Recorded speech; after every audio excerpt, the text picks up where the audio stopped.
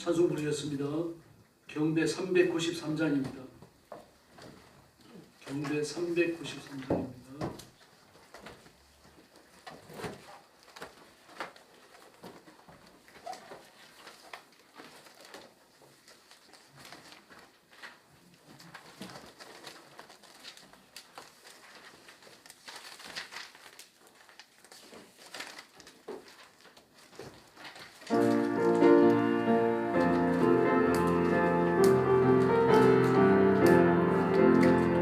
예수님이 말씀하시니 우리 변하여 모두 듣는데 예수님이 말씀하시니 우리 변하여 모두 듣는데 예수님 나에게도 말씀하셔서 새롭게 변화시켜 주소서. 예수님이 말씀하시니 바디메오가 눈을 떴다네. 예수님이 말씀하시니 바디메오가 눈을 떴다네. 예수님 나에게도 말씀하셔서 새롭게 변화시켜 주소서. 예수님 말씀하시니 죽은 나사로가 살아났다네. 예수님 말씀하시니 죽은 나사로가 살아났다네. 예수님 나에게도 말씀하셔서 새롭게 변화시켜 주소서. 예수님 말씀하시니 거친 파도가 잠잠해졌네. 예수님 말씀하시니 거친 파도가 잠잠해졌네. 예수님 나에게도 말씀하셔서 새롭게 변화시켜 주소서. 할렐루야. 우리 변화시키는 분은 예수님인 줄로 믿습니다. 395장 부르겠습니다.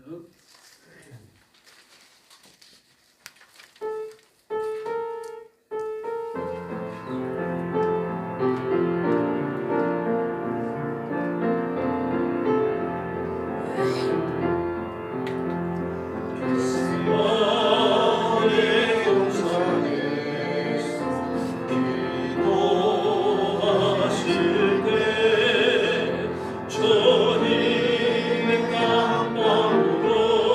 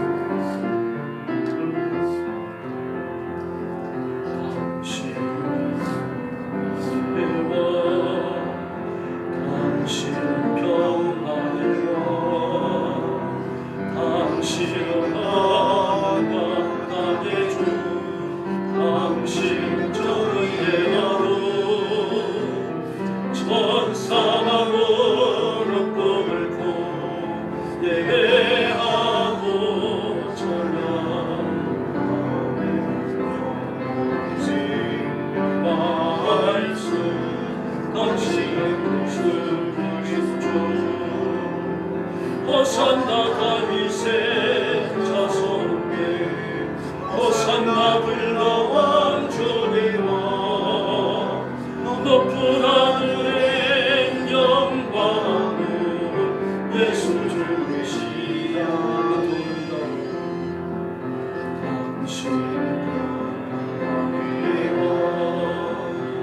당신은 평강의 왕 당신은 하늘과 땅의 주 당신은 정의의 하루 천사가 무릎 꿇고 예배하고 찬양하는 영원한 생명 말씀 당신은 예수 그리스도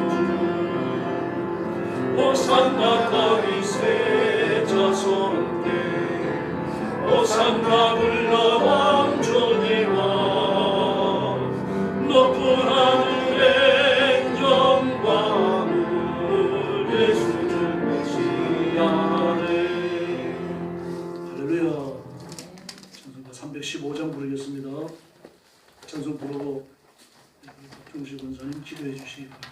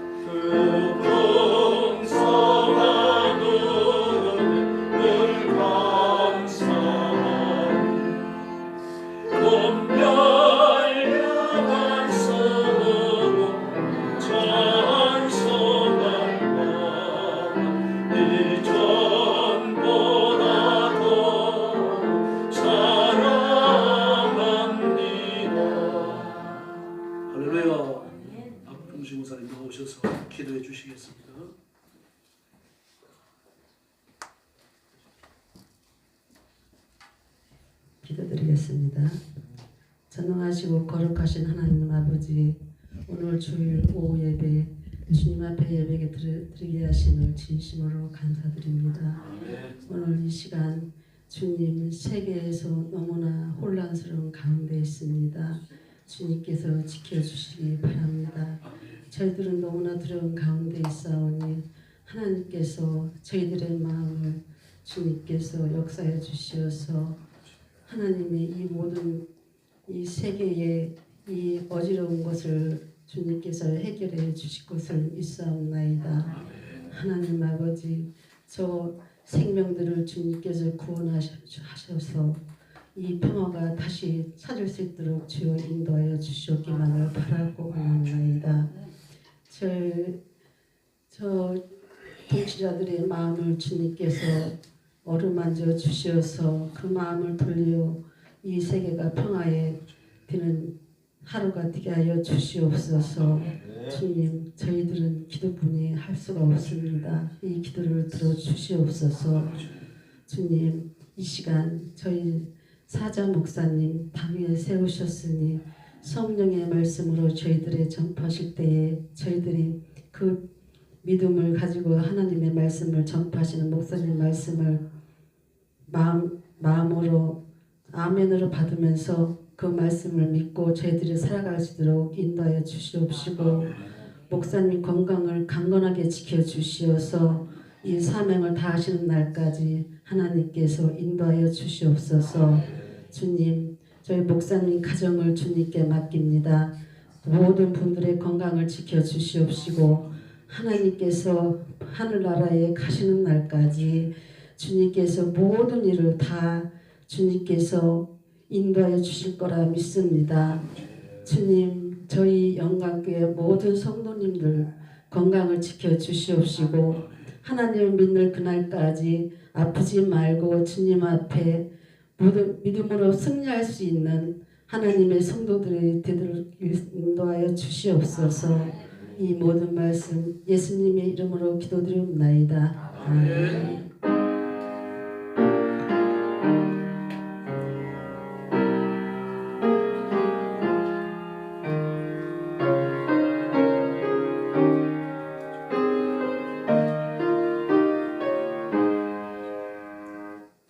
하나님 말씀 봉독하겠습니다. 베드로후서 3장 8절부터 13절까지입니다. 387페이지입니다. 신약성경 387페이지 베드로후서 3장 8절부터 13절까지입니다. 한 절씩 교독하겠습니다. 8절 말씀 제가 먼저 봅니다. 사랑하는 자들아, 주께는 하루가 천년 같고 천년이 하루 같다는 이 한 가지를 잊지 말라. 주의 약속은 어떤 이들이 도전자라고 생각하는 같이 거신 것이 아니라 오직 주께서는 너희를 대하여 오래 참으사 아무도 멸망하지 아니하고 다 회개하기에 이르기를 원하느니라. 그러나 주의 날이 돌같이 오리니 그날에는 하늘이 큰 소리로 떠나가고 물질이 뜨거운 불에 풀어지고 땅과 그 중에 있는 모든 일이 드러나리로다. 이 모든 것이 그렇게 벌어지니 너희가 어떠한 사람이 되어야 마땅하냐. 거룩한 행실과 경건함으로 하나님의 날이 임하기를 바라보고 간절히 사모하라. 그날에 하늘이 불에 타서 풀어지고 물질이 뜨거운 불에 녹아지려니와. 13절 같이 봅니다. 우리는 그의 약속대로 의가 있는 곳인 새하늘과 새 땅을 바라보도다. 아멘. 설교 제목은 하나님의 인내입니다. 예수님의 재림과 세상의 종말은 예수님 당시부터 예언되어져 왔습니다. 마태복음 24장은 종말에 관한 긴박한 교훈을 주고 있죠. 아주 금방 이루어질 것 같고, 그리고 굉장한 사건과 사건들이 연속되어서 일어나는 그런 표현들을 쓰고 있습니다. 그래서 그 당시에 마태복음 24장의 교훈을 받은 사람들, 그 교훈을 읽는 사람들은 아마 정신적인 어떤 충격 같은 게 있었을 거예요. 예수님이 곧 재림하신 모양이다. 그런 생각들이 있었을 겁니다. 그래서 주 70년에 로마의 티투스 장군이 군사를 이끌고 예루살렘을 점령합니다. 그런데 대개 그 고대 시대의 전투는 수도가 무너지고 왕이 항복하면 그걸 끝이거든요. 그래서 대개 수도를 곧장 옵니다. 왕군이 있는 수도를 곧장 와서 수도를 무너뜨리는 거죠. 우리 왕이 항복을 받아내고 그러면은 고대 시대의 전투를 끝나요. 마을마다 차례차례 불을 지르고 그런 경우도 있습니다만 흔하진 않아요. 왜냐하고 하면은 일단 항복을 받아내면 앞으로 조공을 받아야 되잖아요. 조공을 받고 전쟁 배상금을 받으려고 하면은 그 나라 돈이 있어야 돼요. 농사 지을 수 있어야 되고요. 그런 인력들도 있어야 되는 거죠. 여자와 어린아이를 닥치는 대로 잡아가는 거 아닙니다. 눈에 띄는 대로 남자를 다 죽이는 것도 아니고요. 그런데 티투스는요, 그렇게 하지 않았습니다. 로마는 세계적인 나라였거든요. 뭐 그 당시에 뭐 유럽 전체라고는 말할 수 없지만 유럽의 많은 부분들을 점령하여서 다스렸습니다. 대단했어요. 바다를 건너가서 애국까지 전쟁을 하기 위해서 정복하기 위해서 전쟁을 벌였을 정도니까요. 대단한 나라가 로마입니다. 그리고 그 많은 수십 년에 걸쳐가지고 전쟁과 전투의 경험을 갖고 있으니까 로마 군인들은 전쟁의 귀재예요. 전술과 전략도 아주 뛰어난 거죠. 이거 책상 끝에서 얻어진 게 아니고 전쟁하는 현실에서 얻어진 거니까 아주 대단한 위력을 지니고 있었습니다. 그래서 로마의 군대는 그 당시 최강이었어요. 천하무적이라고 말할 수 있는 그런 군대였습니다. 그런데 그런 군대를 이끌고 오면서 이스라엘 백성들을 고난과 역경과 파멸을 몰아넣는 겁니다. 이 바로 와가지고 예루살렘 전투를 한 게 아닙니다, 여러분. 병마에서부터 와요. 그 나라 국경에서부터 시작해가지고 쭉 크고 작은 그런 촌락들을 불사르고 노략질을 하고 그러면서 올라옵니다. 그래서 그때 죽은 사람들이 10만이 넘을 걸로 보고 있습니다. 고대 시대에 10만이라고 하면 얼마나 많은 숫자인지요. 지금의 뭐 100만, 1000만과 같을 거예요. 그런 사람들이 죽고 수많은 사람들이 체포되어져 갑니다. 이런 전투를 해요. 그리고 예루살렘 전투를 행하면서도 정말 완전히 무너뜨려 버립니다. 하나님의 성전이 돌 위에 돌 하나 남지 않고 무너진다라고 말하는 것처럼요. 그렇게 무너져 버립니다. 그 말씀이 예루살렘이 무너지면서 그 로마군에 의해 갖고 예루살렘이 그 전투의 화만을 입으면서 그렇게 되거든요. 진짜 하나님의 성전이 깡그리 무너져 버려요. 벽 하나 남아 있습니다. 통구제 벽이라고 그래요. 지금도 남아 있죠. 그 벽 하나 남아 있고 다 무너져 버립니다. 더구나 예수님이 살아계실 때 뭐라 그랬습니까? 돌 위에 돌 하나 남지 않고 다 무너진다. 종말에 있을 그 무서운 전쟁에 관하여서 예언하시며 그런 말씀을 하셨거든요. 더구나 이 말씀은 제자들이 종말에 무슨 일이 일어나겠습니까? 무슨 일이 있을 때 종말이라고 규정하면 되겠습니까? 종말의 표적을 구한 거죠. 그 종말의 표적을 구하면서 하나님의 성전이 완전히 무너지는 걸 말씀하신 거예요. 근데 그 눈앞에서 이루어졌잖아요. 그러니까 지금이 종말이구나. 예수님이 지금 오시는구나. 그 시대는 제자들도 그리스도인 다 그렇게 생각했어요. 전쟁이 그렇게 무서웠습니다. 이 티투스가 저질렀던 가지고 왔던 그 예루살렘 전투가요. 그리고 이 전투에서 이렇게 철저히 짓밟고 예루살렘 로마로 돌아갑니다. 로마로 돌아가서 황제가 돼요. 티투스 황제가 됩니다. 아주 못된 놈이죠. 그 당시에 다 적그리스도 생각이었습니다. 그렇게 하나님의 백성들을 짓밟고 하나님의 성전을 무너뜨리고 온갖 더러운 짓을 다 하고 자기는 로마로 돌아가서 황제가 됐거든요. 그래서 그렇게 처참한 전투를 수행하고 이스라엘 백성들을 그렇게 철저히 짓밟지 않았다고 하면 그런 정적에 아마 견제를 받았을 거라고 그렇게 봅니다. 그 무서운 전투를 수행하면서 티투스가 대단하구나 그래가지고 황제의 자리까지 올라가요. 그때 뭐 예수님이 재림하시는구나 종말이 왔구나 다들 그렇게 생각했는데 아무 이상이 없었어요. 근데 지금까지 아무 이상이 없습니다. 2000년이 그런 지감이 돼요. 그런 질문에 대한 대답이 오늘 본문입니다. 재림과 세상의 종말은 아직 오지 않은 거죠.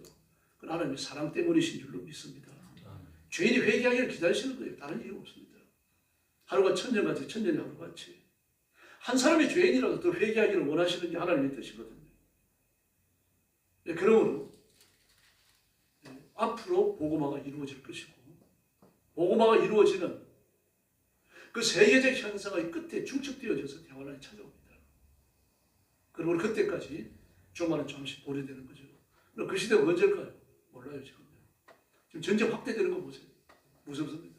트럼프 한 사람이 해갖고 이렇게 되는 겁니다 지금. 중국 꼼짝도 못하는 거 보십시오. 호르무즈 해협 막아놓으면 중국으로 가는 석유의 80%가 잠겨버립니다. 그 20%는 어디서 옵니까? 걸프에서, 걸프 연안 국가에서요. 걸프에 그게 있잖아요. 세계 석유 시장이 열렸는데 거기에서 12%가 가요. 그런데 걸프 해안에 석유 생산 국가들이 어떻습니까? 저부터 다쳤어요. 생산 다 중단했어요. 그 이란 전쟁이 휘발려가고요. 8%는 여기에서 조금씩 가는 거예요. 그러니까 호르무즈 해협 막아놓으면 중국으로 가는 석유 92%가 막히는 거예요. 소위 천불이 나는 거죠. 이러니까 뭐 들어가가지고 이란 편도 못 드는 겁니다. 편 들 수도 없죠. 왜 그랬습니까? 이란을 팔아먹은 무기가요. 아무짝에 쓸모없는 허접한 장난감에 불과하다는 것이 이번에 다 드러났잖아요. 막 그렇게 뭐 대단한 레이더가 가져놨는데 레이더는 애플 미국의 그 최신 전투기로 자랑하는 그 스텔스 F-35도 잡아낸다라고 말했던 겁니다. 그런데 F-35는 불구하고요. 아무것도 못 잡아냈어요. 단 한 대의 비행기도 못 잡아낸 겁니다. 근데 미국은 어떻습니까? 놀라운 전투를 했습니다. 그 레이더로 이 날라오는 전투기를 식별하려고 하면 전파를 쏴야 됩니다. 그 전파가 날라와가지고 전투기에 맞고 돌아가서 상을 형성하거든요. 근데 그 전파를 교란시켜버린 겁니다. 전파를 교란시켜버리니까 아무 적이 쓸모가 없는 거죠. 무섭게 변하는 겁니다. 오히려 가짜 비행기를 주고 띄웠습니다. 뭐 그냥 몇백만 원 주면 만들 수 있는 가짜 비행기를 만들어갖고 온 우주에, 공중에 띄워놓고 말입니다. 가짜 비행기에 맞는 거는 전부 다 진짜 비행기로 보여지게 만든 거예요. 그러니까 한 발에 막 수백억, 막 이렇게 하는 미사일이 말입니다. 이게 수천 발이 말입니다. 공중에서 없어져 버리는 거죠. 이번 전투의 놀라운 점은요. 미국이에요. 언제 폭격을 때릴 것인가? 폭격의 순서는 어떻게 할 것인가? 이게 여러분 전쟁에 있어가지고 굉장히 중요한 핵심이거든요. 그걸 누가 했는지 아십니까? 인공지능이 했습니다. AI가. 그러니까 인공지능과 AI가 이 전쟁의 보조 수단이 아니라 전쟁의 가장 중요한 부분을 참여한 것이 이번 전투예요. 그래서 혀를 내두고 좀 두려움을 느껴야 돼요. 인간의 생활 속에 깊이 들어와갖고 중요한 전쟁까지 좌지우지하는 거죠. 언제 폭격을 때려야 될지, 폭격을 때릴 때 어떤 포탄을 갖다가 어떤 순서로 때려야 될 것인지, 이 전쟁에 있어가지고 핵심 중 하나거든요. 그걸 AI가 결정을 했어요. 이런 시대가 지금 열려버렸습니다. 네, 또 뿐만 아닙니다. 이번에 스타링크가요, 일론 머스크가 띄워놓았던 저궤도 위성 스타링크가요, 아주 얼마나 큰 활약을 했는지 모릅니다. 이제 스타링크의 숫자는 점점 더 늘어날 거예요. 저궤도 위성의 숫자는 점점 늘어날 거예요. 여러분, 이렇게 과학이 고도로 진보되는 시대에 살고 있고요. 사람이 만들어놓은 인공지능이 인간을 대체하는 이 자리에 들어가 있습니다. 제가 지난번에도 말씀드렸죠. 삼성은요, 로봇을요, 사무직에 배치했습니다. 몇 달 안 됩니다. 오래되진 않았어요. 요 근열이 된 일입니다. 이런 로봇을 생산직에 배치하는 것과 사무직에 배치하는 건 완전히 성격이 달라요. 생산직에 배치하는 거는 그 프로그램 해가지고 집어넣어 놓으면 그 프로그램대로 움직이면 되는 겁니다. 앞에 서가지고 어떤 물체가 나한테 오면은 이걸 손으로 쉬기 위해 갖고 손을 몇 센치 앞으로 내밀어라. 그리고 옆으로 몇 센치를 벌려갖고 다음 3초 후에 밑으로 내리고 다음에 1초 후에는 다시 밑으로 놓고 이걸 또 1초 후에는 들어 올려갖고 또 우측으로 몇 도 꺾어가지고 몇 메터를 가가지고 이렇게 놔라. 그리고 프로그램 만들어 하면 되는 겁니다. 근데 사무생활, 사무직은 어때요? 능동대응을 해야 됩니다. 올라오는 보고서, 그리고 이 프로젝트에 관한 여러 가지 키워드들, 이것이 바로 되었는지 바로 되지 못했는지 사람은 보면서 옳고 그른 걸 찾아내잖아요. 그럼 이것에 대응할 수 있는, 능동적 대응을 할 수 있는, 인간 비슷하게 사고할 수 있는 로봇을 삼성이 만들어서 가지고 있는 거예요. 그래서 2027년에 되어지면 인간처럼 사고하는 로봇이 쫙 퍼질 거로 예측하고 있죠. 여러분, 앞으로 열린 세계가 저는 무서워요. 근데 이러면서 인간이 어떻게 되어집니까? 예전에 사람들이 상상할 수도 없었던, 그래서 소설 속에 나타나는 이제 그런 로봇을 가지고 사는 겁니다. 여러분, 지금 우리가 사는 시대는 정말 예수님께서 문 앞에 이르렀다고 봐야 됩니다. 전쟁과 전쟁의 수문, 난리와 논리의 수문이 전 세계에 점점 퍼져나가고 있죠. 사람 살기가 힘들어지죠. 어려워지고 있죠. 그러면서 한쪽으로는 물질이 얼마나 팽창하는지 모릅니다. 이 가난한 사람은 굶어 죽는데 부자는 정말 말로 다 할 수 있는 부자가 되어져가요. 막 삼성이나 SK나 우리의 상상을 초월합니다, 여러분.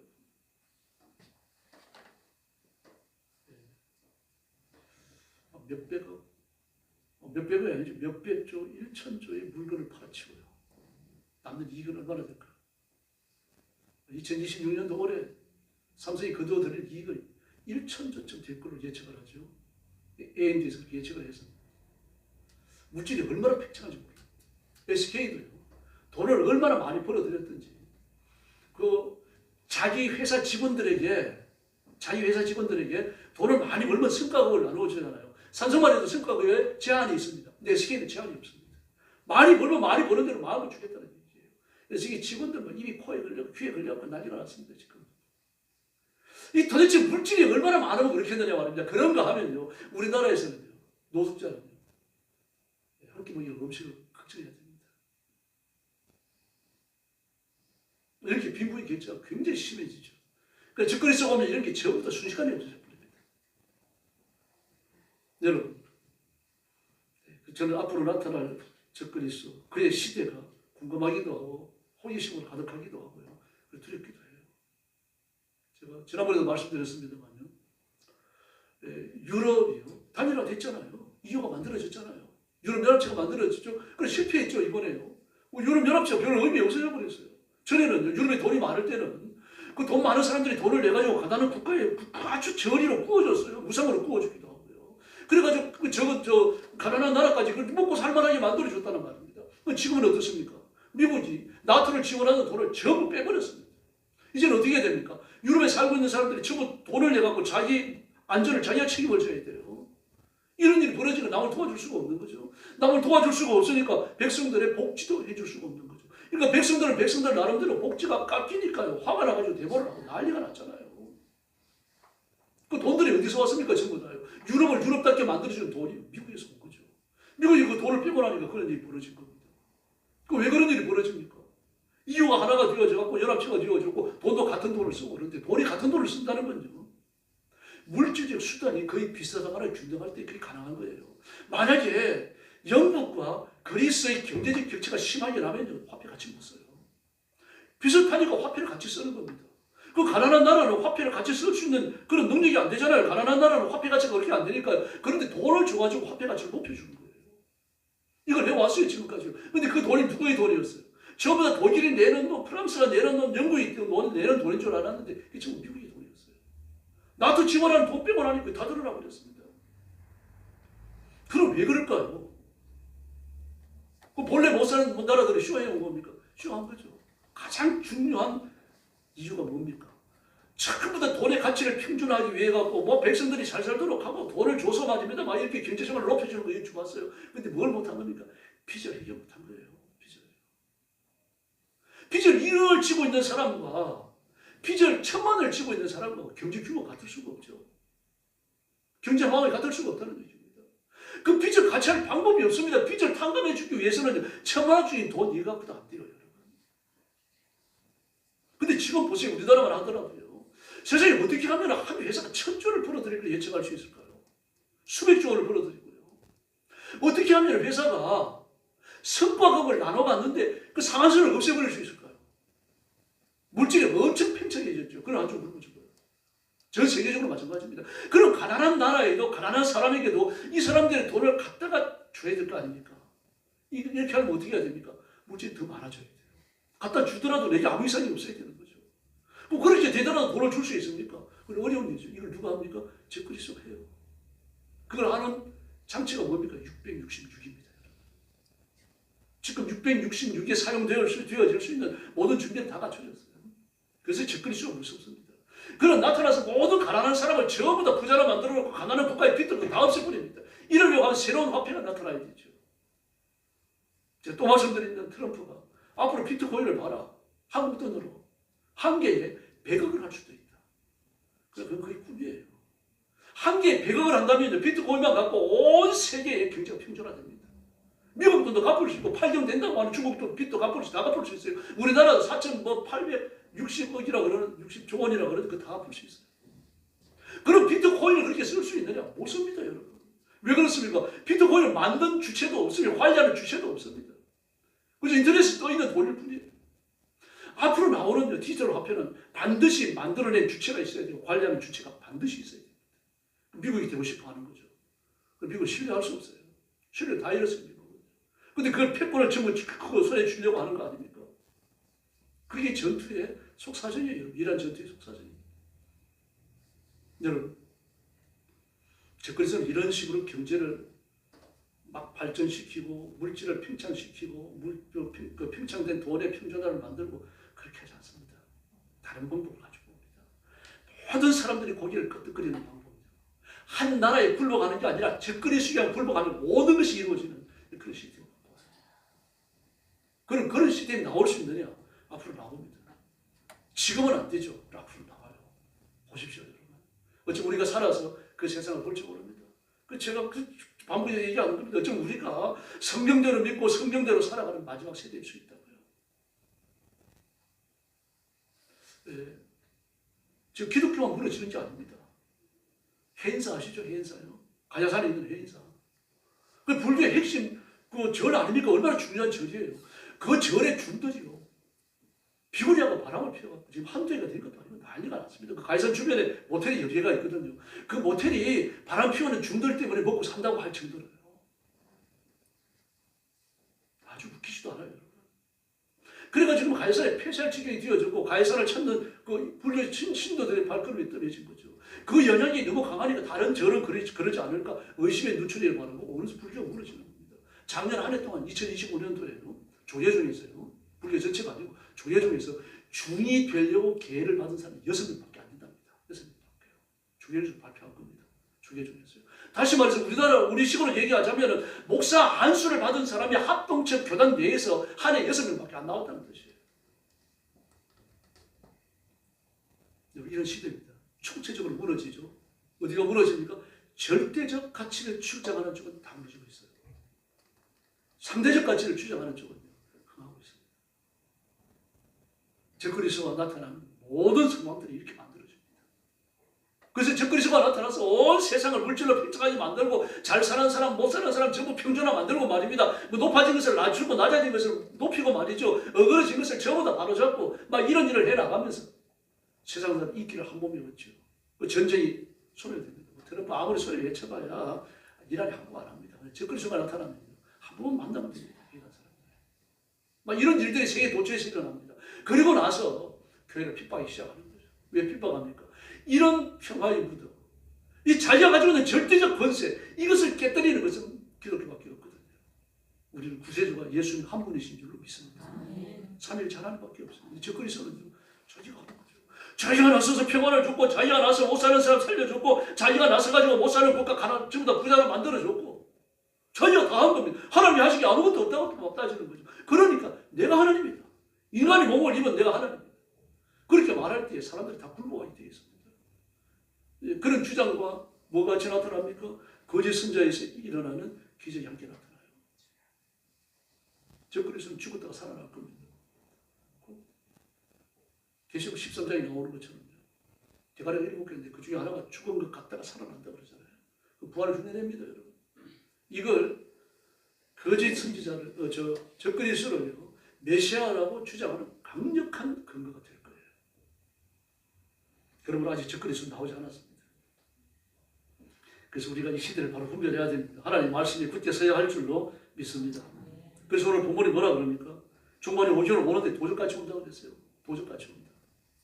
도적같이 온다는 얘기는요, 다 알고 있다는 얘기예요. 지금 예수님이 오시는 걸 누가 모릅니까? 다 알잖아요. 재림한다는 얘기 입만 열면 말하고 있잖아요. 그러나 예수님이 왔을 때 다 놀랄 거라는 얘기입니다. 아, 벌써요? 언젠데요? 이걸 다 놀라는 거예요. 왜 벌써 오셨대요? 그렇다는 얘기입니다. 깜짝 놀라는 겁니다. 에녹이 그랬죠. 노아 시대에 그러지 않습니까? 에녹은요, 그 65세에 무드셀러를 낳았죠. 무드셀러를 낳고 나서 300년간 하나님과 동행하다가 365세에 죽죠. 그 300년간 그 에녹이 목숨을 걸고 한 게 뭡니까? 재림이에요. 그리스도의 재림, 하나님의 심판입니다. 300년간 한 거예요. 유다서 입장이 나오잖아요.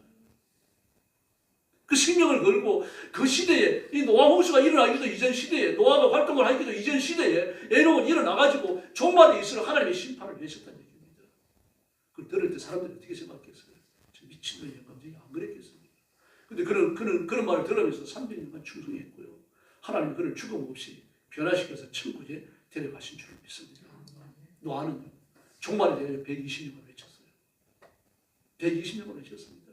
사람들이 일용직 근로자라 와가지고 일당 받으면서 홍수를 대비해가지고 방주를 짓는 일에 다 참여했습니다. 그 최고의 기술자들이 왔어요. 1년 동안 바다 위에 그 모든 걸 싣고서 떠 있어야 되는 배인데 최고의 기술이 거기에 들어간 겁니다. 이건 노아의 기술이 아니고 노아의 아들들의 기술도 아닙니다. 그 시대에 과학이 얼마나 진보되었는지 보여주는 단층이에요. 노아 시대에 물질과 문명이 대단한 팽창해 있었어요. 산 꼭대기에 배를 짓는데 거기에 동원되는 모든 사람들에게 줄 월급을 노아는 가지고 있었어요. 돈이 얼마나 많으면 그럴까요? 여러분, 배 지을 돈이 있습니까? 보트 살 돈은 있었어요. 빌릴 돈은 있으시겠죠. 한강에 나가면 하는 거예요. 여러분, 정말 천문학적인 돈이 들어가야 됩니다. 요즘식으로 얘기하자면 여러분 수백억 수천억이 들어가야 돼요. 노아가 그 돈을 가지고 있었어요. 그 시대 물질이 얼마나 팽창했으면 있었겠어요. 그 최고의 기술자들 모아다가 하나님 앞에 방주를 짓는 겁니다. 그 방주를 짓는 게 무엇보다도 강한 메시지죠. 그럼 120년간 물로 세상의 심판을 당한다 그러면서 말입니다. 온갖 욕을 다 들으면서 그 메시지를 외쳤고 마지막에 아라르스 꼭대기에 놔두고 최고의 기술을 들여갖고 말입니다. 온갖 돈을 다 쏟아부어가지고 그걸 만들었어요. 그리고 그 일하는 사람들에게 노아가 반나절을 얘기했을 거 아닙니까? 자네들은 여기서 배를 지으니까 배를 짓고 나서 나가지 말게. 돈을 원한다면 더 주겠는데. 노아가 안 그랬겠습니까? 여러분, 저 같아도 그랬을 거예요. 그런데 어떻게 합니까? 공사 끝나고 나니까 싹 등 돌려 나가버립니다. 그리고 비가 쏟아지기 시작하는 거죠. 그때도 비웃었어요. 비가 쏟아지고 집들이 잠기고 산들이 잠기고 있는데도 노아를 비웃었어요. 정말 어디 있느냐 그렇게 해요. 그들이 전부 다 심판에 던져집니다. 닫힌 방주머니에 다시는 열리지 않습니다. 속에 들어가서 공사했던 사람들은 얼마나 억울했겠어요. 돈을 안 받더라도 거기 남아있을 거. 노아가 붙들 때 거기 있을 거. 안 그랬겠습니까, 여러분? 소돔과 고모라도 마찬가지 아닙니까? 노아 롯의 사위들은 농담으로 이겼다고 그랬습니다. 이제 내일같이 망하잖아요. 내일같이 하늘에서 불이 마련에 빛을 쏟아져갖고 전부 불타고 다 망하는데 농담으로 이겼더라고요.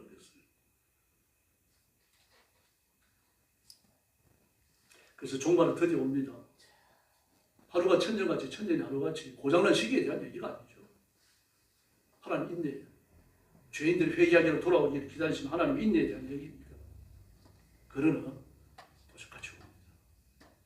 예측했지만 정작 오고 나면 깜짝 놀란다는 이야기예요. 나 어제까지 먹고 마시고 시집가고 장가가고 온갖 난리를 다 지겼잖아요. 마태복음 24장 39절을 보니까요. 홍수가 나서 저희를 다 멸할 때까지 깨닫지 못하였으며 그럽니다. 다 멸할 때까지 깨닫지 못하였으며. 이 망할 놈이 날씨가 왜 이래? 막 하나님을 인들이 욕하고 삿대질하고 그랬다는 얘기입니다.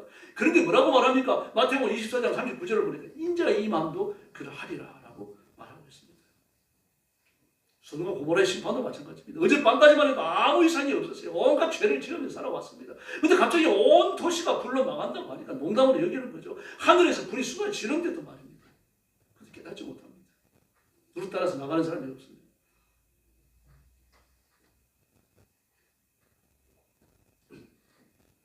가난한 전도사님 집에 도둑이 들었습니다. 실제 있었던 일입니다. 저도 이제 보고 드나들면서 문단속 잘해라, 창문도 닫아놓고 문 잠겼는지 잘 봐라 그랬어요. 아이고 목사님 돌아보자 훔쳐가게 뭐 있다고 들어옵니까?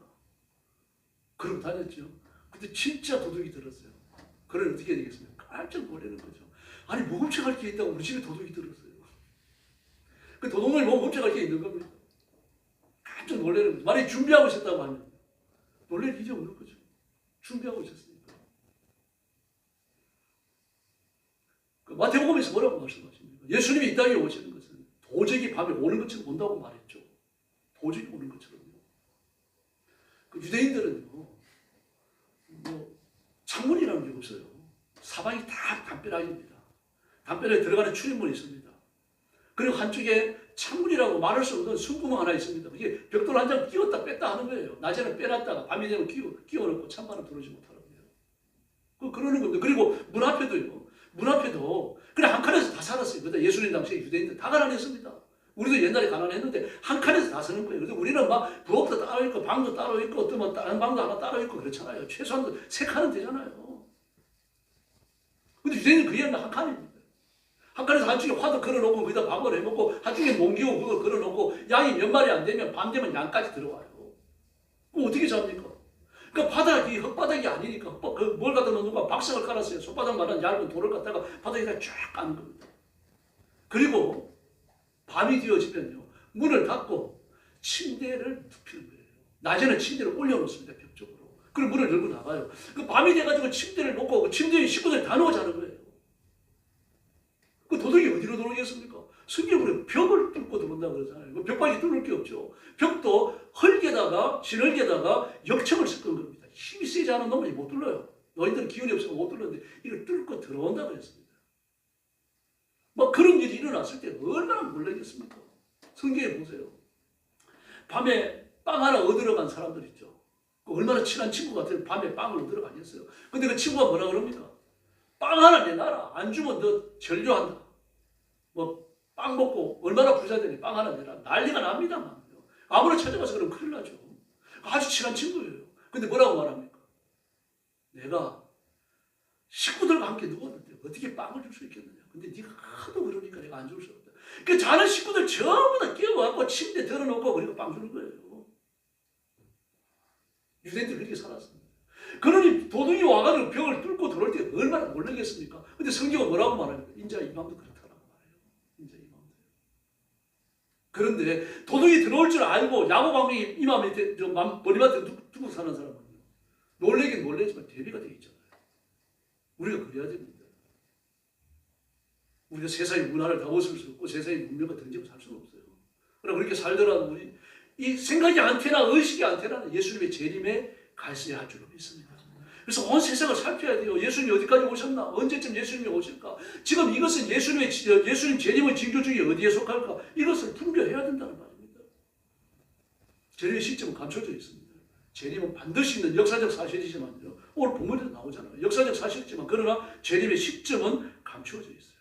그러므로 그리스도는 반드시 오시니까 우리는 예수님이 오시는 날을 사모하면서 기다려야 할 줄로 믿습니다. 그리고 계시록 19장 8절에서 말하는 것처럼요. 우리 그리스도의 신부니까 그리스도의 신부로 단장하고 있어야 됩니다.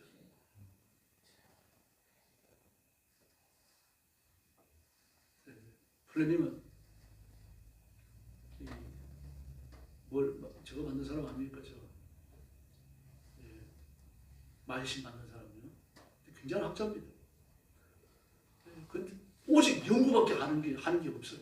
아침에도 연구, 저녁에도 연구, 하루 종일 연구하고 기록으로 남기고 막 그러는 거예요. 그런데 이제 약혼을 하고 결혼식을 하게 됐습니다. 근데 결혼식 하는 날도 결혼식 하는 걸 잊어버렸어요. 잊어버리고 그냥 뭐 연구에 연구를 거듭하는 겁니다. 결혼식 하기로 작정을 하고 사람들이 왔죠. 근데 신랑이 안 나타나네요.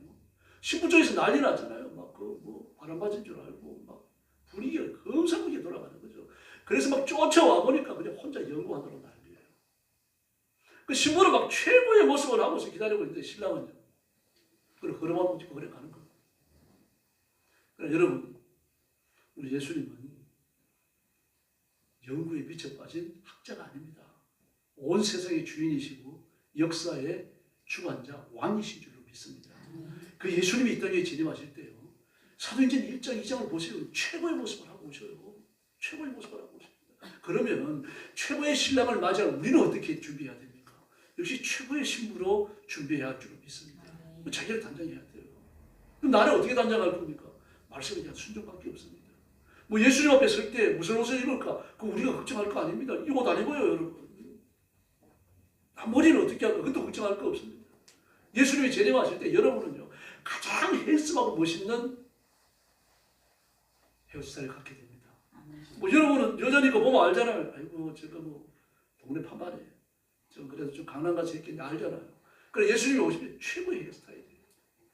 막 지금은 그거를 보면 내 얼굴도 내가 마음에 안 들죠. 저도 그래요. 제 얼굴 마음에 안 들어요. 남이 볼 때도 어떻게 했습니까? 저는 안경도 안 써도 되는데 막 안경 쓰는 게 인상이 좋아요. 그러니 값이 비쌉니다. 진짜. 예수님 앞에 섰을 때 최고의 아름다운 모습을 갖게 됩니다. 이 모습이 변하는 건 아니에요. 내 모습을 그대로 가지는 거예요. 창조의 모습을 그대로 갖게 되는데 최고의 아름다움을 가진 모습을 갖습니다. 그래서 우리가 천국 가서 보면 아이고 저 아버지 권사님 오셨네. 아이고 저 아버지 집사님도 오셨네. 천국에 알아봐요. 그 모습의 특징적 창조의 특징을 그대로 가지는 거예요. 그러나 최고의 아름다움을 갖게 될 줄로 믿습니다. 그 지금 배가 좀 나왔더라 참으셔요. 얼굴 내 마음에 안 들면 균형이 무너졌다 참으시고 얼굴 균형이 양쪽에 맞는 사람은 성형한 사람밖에 없어요. 다 비뚤어지게 돼 있습니다. 저도 얼굴을 보면요, 이쪽이 좀 예뻐요. 이쪽보다는. 그 언제 사진 찍는데 고등학교 때 같기도 한데 그 사진사가 그러더라고요. 이쪽으로 앉아봐요. 이쪽으로. 그 최고는 이쪽 얼굴이 더 이쁘니까 사진 찍을 때 이렇게 앉으세요. 그러더라고요. 근데 그 말을 듣고 난 이후로 사진 찍을 때 항상 이쪽으로 서요. 이쪽으로 안 서요. 아니 그래 버릇이 돼버렸어요. 고등학교 때 들은 말인데 지금도 안 잊혀지고 있습니다. 이게 인간입니다. 그러나 하나님 나라 가게 되면 예수님 앞에 서게 되면 모든 것이 가장 완벽하고 아름다운 모습을 갖게 될 줄로 믿습니다. 이제 신부의 이 준비를 갖추고 우리가 이 세상의 여러 가지 징조들을 대비를 하고 살아가야 됩니다. 마태복음 24장에 보면요, 이 종말의 징조들이 너무 많아요. 몇 가지가 됩니다. 보세요. 첫째, 적그리스도의 출현. 두 번째, 무차별적인 전쟁과 테러의 소문. 세 번째, 민족의 분쟁과 기근, 지진. 네 번째, 핍박. 다섯 번째, 보편적 복음전도. 누구에게나 어디에나 복음전하는 거죠. 여섯 번째, 가족의 종교적 분쟁. 일곱 번째, 멸망을 가정한 것이 교회를 점령하는 거. 여덟 번째, 대환란. 아홉 번째, 천체 이변. 열 번째, 인자의 징조. 11번째, 인자의 재림. 12번째, 중발의 실상입니다. 그래서 재림으로 모든 것이 끝나버리는 거죠. 12가지를 기록하는 거예요. 예수님의 재림 자체까지 중발의 징조로 분류하고 있다는 것을 주의해야 됩니다. 근데 우리가 이 모든 걸 살펴보면요, 이미 예수님 당시부터 있어 온 겁니다. 지진과 화산이 없었나요? 전쟁과 난리의 소문이 없었나요, 여러분? 다 있었어요. 예수 믿는 문제 때문에 가족 간의 분쟁이 안 일어납니까? 지금도 일어나요. 그런데 반드시 한 번씩 이루어지는 징조가 있다고 말씀드렸죠. 그 첫째가 땅끝까지 복음이 전파되는 겁니다. 그리고 마태복음 24장 14절과 15절 정도 될 텐데 거기 보면요, 복음이 땅끝까지 전파되어진 그 후에라고 말합니다. 그 후에. 이 말씀은 순서적으로 복음이 땅끝까지 전파되고 딱 끊어지고 그 다음에 또 대환란으로 이게 아닙니다. 복음이 땅끝까지 전파되어지는 그 마무리되어지는 그 시점 어느 순간과 대환란이 시작되는 시점이 맞물린다는 얘기입니다. 그러므로 복음이 땅끝까지 전파되어져 가면서 무슨 일이 벌어집니까? 이 땅에 과학이 발달하고요, 문명의 진보가 크게 이루고, 그리고 사람들이 죽지 않기 위해서 노력하고 연구하는 모든 것들이 거의 결실이 이루어진 것처럼 보여지고요. 무엇보다도 눈여겨봐야 그 물질의 팽창입니다. 놀라운 물질의 팽창이에요. 그 사고팔고가 그래서 여러분 종말의 징조가 되는 겁니다. 예수님이 지적하셨잖아요. 사고파는 것 때문에, 물질 때문에 사람이 정신을 차릴 수 있는 그런 시대가 온다는 이야기입니다. 하이퍼 디플레이션이 이루어지면요, 뭡니까? 막 100만 원, 100몇십만 원, 200만 원, 300만 원 하는 그런 핸드폰이나 저런 노트북들이 말이죠. 만 원, 2만 원에 팔려요. 그럼 도대체 무슨 돈을 가지고 그걸 만들어가지고 파느냐? 그렇게 물질이 팽창하기 때문에 그게 가능한 겁니다. 무한한 에너지를 가지고, 이 무한한 재료들을 가지고 막 만들어내는 거죠. 그래도 돈이 나오니까요. 돈이 그렇게 많아요. 그럼 도대체 돈이 얼마나 많으면 그럴 수 있겠어요?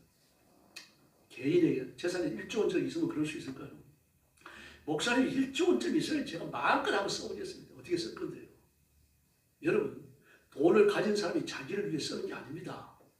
남이 쓸 수 있도록 배려하는 게 그렇다는 이야기입니다. 그럼 1조 원 가지고 남이 쓸 수 있도록 그렇게 무한히 배려하며 살 수 있습니까? 안 돼요, 여러분. 자기 챙기기 바빠요, 돈이 1조 원 있어도. 그 도대체 물질이 얼마나 팽창하면 그런 일이 벌어지겠어요? 그 적그리스도는 그런 시대가 오지 않습니다. 그래서 그걸 신호로 보는 거예요. 그래서 대환란이 오기 전에 세계에 큰 변화가 이렇게 일어나는 겁니다.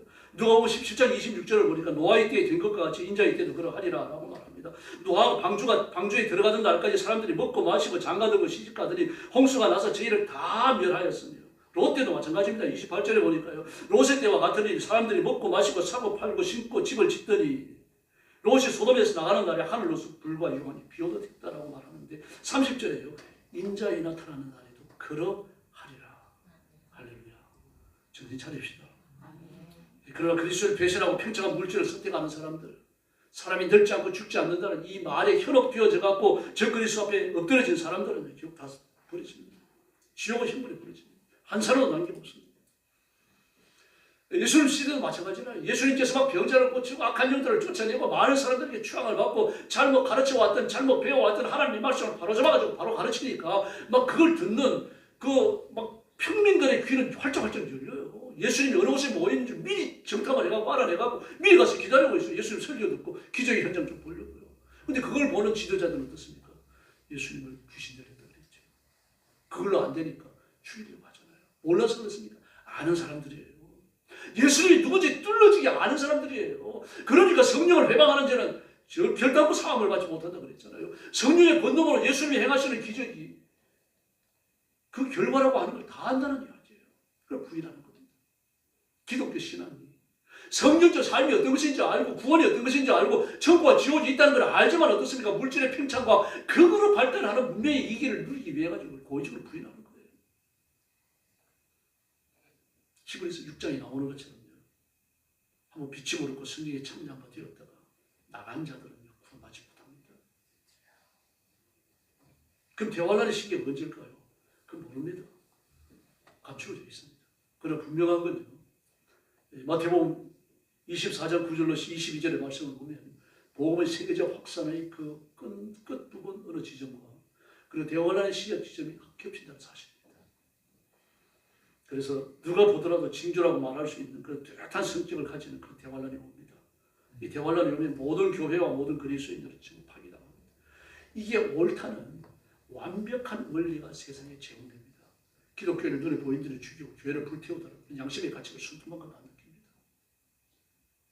무섭죠? 그런 때가 옵니다. 무섭습니다. 진짜. 마태복음 24장 22절을 보니까요.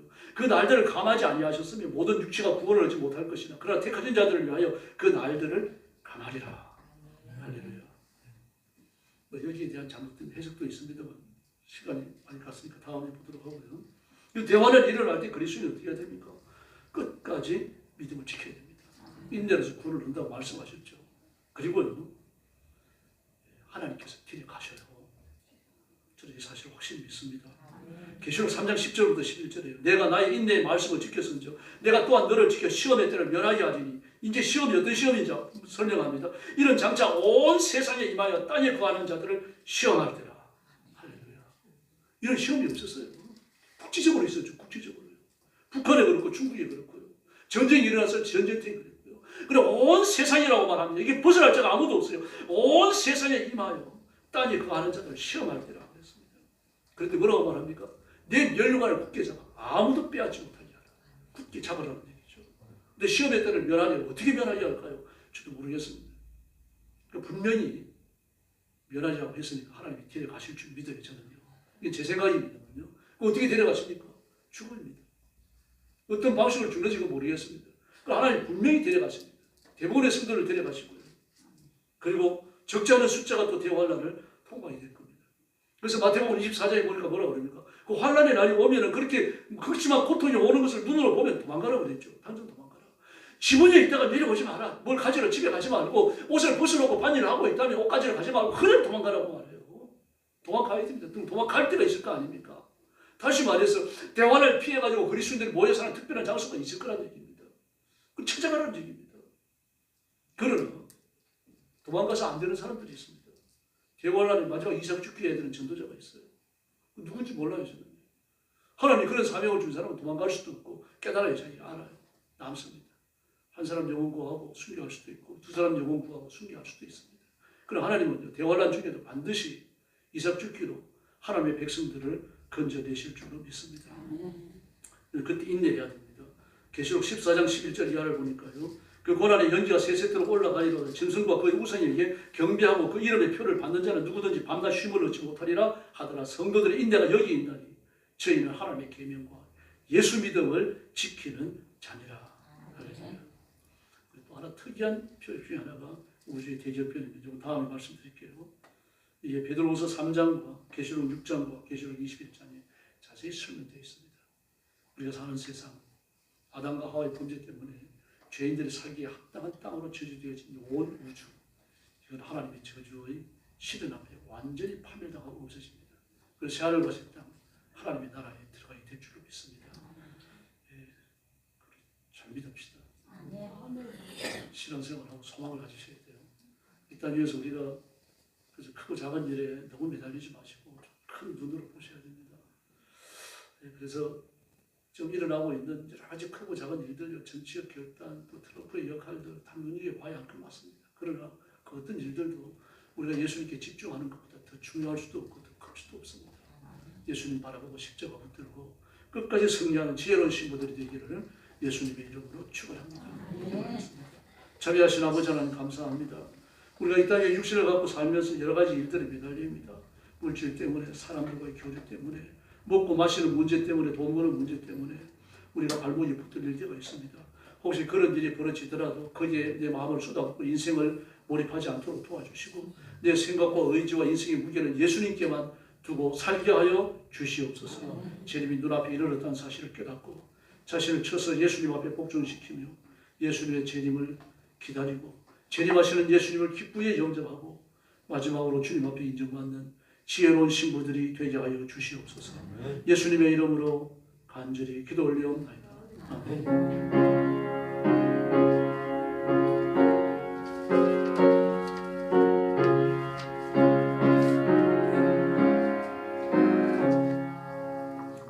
찬송가 88장 부르겠습니다.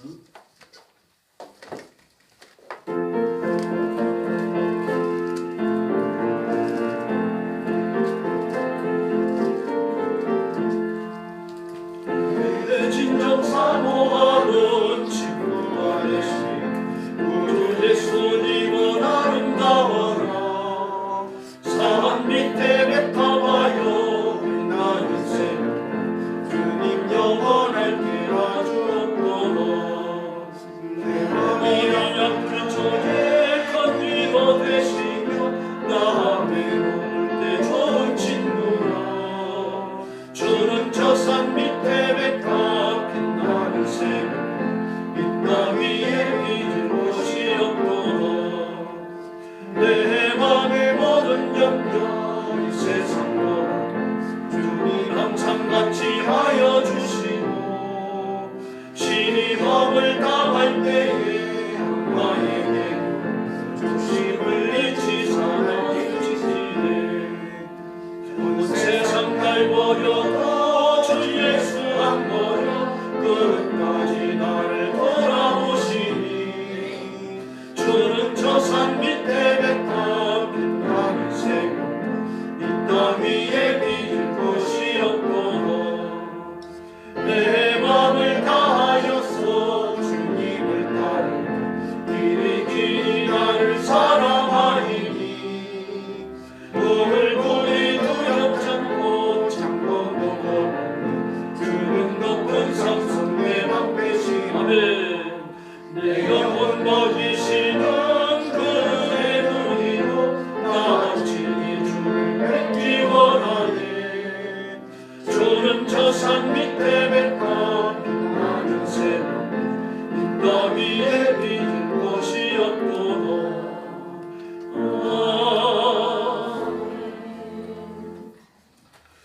주중에 모이는 기도회와 예배 열심히 참석해 주시기 바랍니다.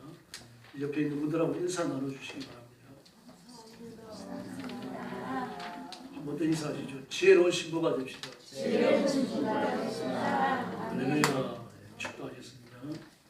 이제는 우리 구주 예수 그리스도의 은혜와 하나님 아버지의 극진하신 사랑과 성령님의 도우심과 인도하심과 교통하심이 오늘 예배에 감사함으로 참석하고 기쁨으로 말씀을 받고 주신 말씀대로 종말의 진주를 분별하여 살피며 오시는 예수님을 기다리고 주님이 재림하실 때 기쁘게 영접하는 지혜로운 신부들이 되기 원하는 사랑하는 모든 성도들 머리 위에 영원토록 함께 계실지어다. 아멘.